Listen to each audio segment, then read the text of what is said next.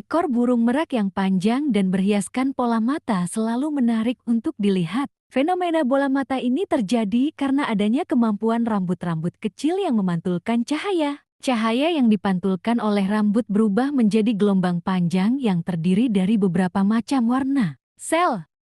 Bulu-bulu cantik yang dimiliki burung merak sebenarnya hanyalah bulu halus yang tanpa warna.